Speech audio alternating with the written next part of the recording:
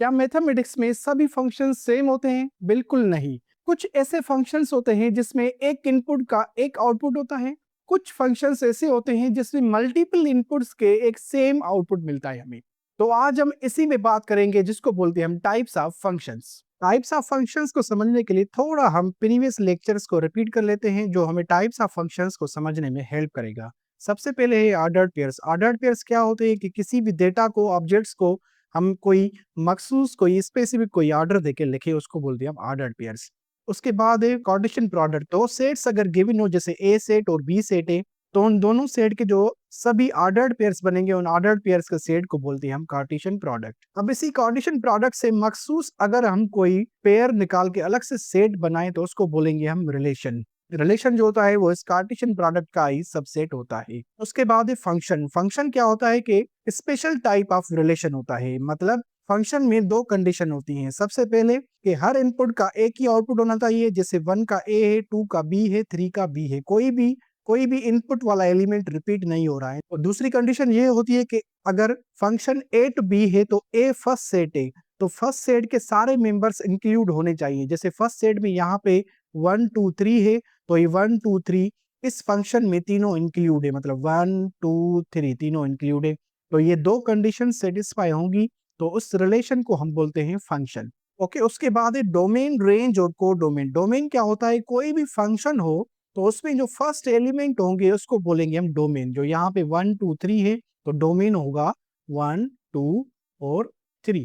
Codomain क्या होता है कि अगर फंक्शन ए टू बी है तो जो बी वाले एलिमेंट जितने भी होंगे वो सारे कोडोमेन होंगे, मतलब ये बी सेट जो भी होगा वो कोडोमेन होगा। रेंज क्या होता है कि रेंज में जो फंक्शन गिवन हो, फंक्शन के इमेजेस जो हो वो रेंज होती है। जैसे यहाँ पे ये फंक्शन गिवन है तो इसमें ए बी बी ये तीनों इमेजेस है, तो रेंज क्या होगी? ए और बी। ओके, ये फर्क होता है डोमेन और रेंज में। डोमेन पूरा का पूरा सेट होता है, रेंज होता है जो इमेजेस गिवन हो, जो आउटपुट्स गिवन हो वो रेंज होता है। अब ये थोड़े कॉन्सेप्ट्स हमें काम आएंगे टाइप्स ऑफ फंक्शंस समझने में।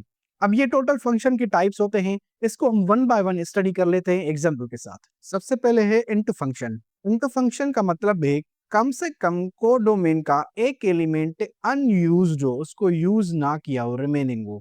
जैसे इस मैपिंग डायग्राम पे ध्यान दें, इसमें है कि ए सेट में 1 2 3 है, बी सेट में ए बी सी है। तो 1 की इमेज ए है, 2 की इमेज ए है, 3 की इमेज सी है। मतलब ये बी जो है वो अनयूज्ड है, इसको यूज नहीं किया गया। तो ये एक कंडीशन होती है कि कम से कम कोडोमेन का एक एलिमेंट अनयूज्ड हो, उसको यूज ना किया जाए।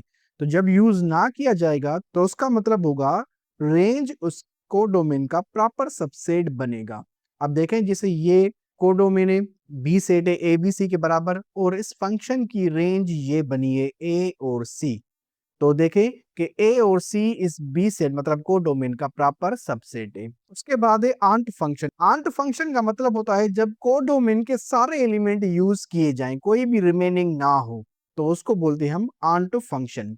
जैसे यहाँ पे देखें, एक फंक्शन गिवन है, 1 की इमेज ए है, 2 की इमेज ए है, 3 की इमेज बी है। मतलब बी सेट में कोई भी रिमेनिंग एलिमेंट नहीं है, तो सभी इमेजेस के तौर पे यूज किए गए हों, तो ऐसे फंक्शन को बोलते हैं आंट फंक्शन। जैसे इस एग्जांपल में भी देखें, बी सेट भी ए बी है और रेंज भी ए बी है, तो दोनों सेम है।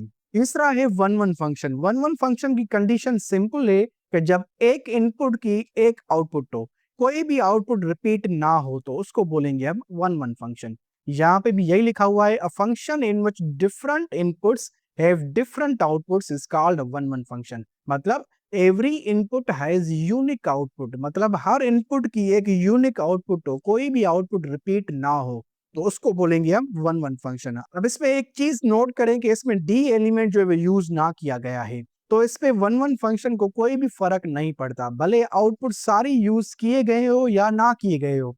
बस simple condition one one function की यही है कि हर इनपुट का एक अलग आउटपुट हो। जैसे 1 का इनपुट ए है, 2 का इनपुट बी है, 3 का इनपुट सी है। उसके बाद है इंजेक्टिव फंक्शन। इंजेक्टिव फंक्शन का मतलब है ऐसा फंक्शन जो at a time one one भी हो और इनटू भी हो।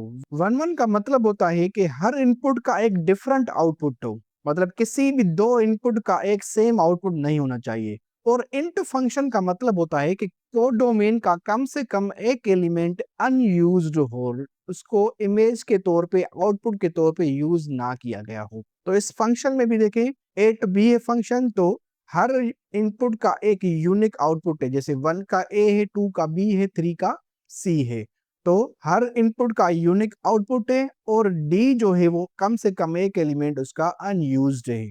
तो ये फंक्शन जो है एट ए टाइम 1 1 भी है और इंट भी है, तो इसको बोलेंगे हम इंजेक्टिव फंक्शन। लास्ट है बाइजेक्टिव फंक्शन। अब बाइजेक्टिव फंक्शन दो फंक्शंस का कॉम्बिनेशन होता है, 1 1 और आंट। आंट में क्या होता है कि सारे एलिमेंट्स आउटपुट के मतलब कोडोमेन के यूज किए गए हो, और 1 1 फंक्शन में क्या होता है कि हर इनपुट का एक अलग यूनिक आउटपुट हो। ये दूसरा पॉइंट पढ़े, इसमें भी यही लिखा हुआ है कि every input has unique output, ये पहली कंडीशन है।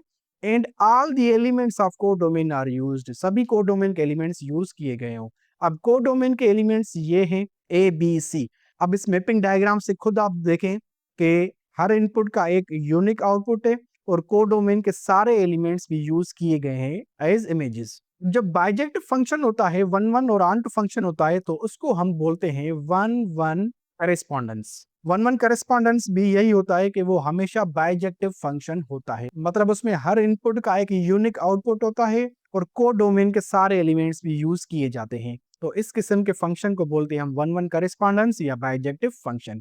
ये कुछ फंक्शंस के मैपिंग डायग्राम गिवन है, ये आपने खुद करना है कि इनके टाइप्स लिखने हैं कि कौन सा फंक्शन कौन सा टाइप है।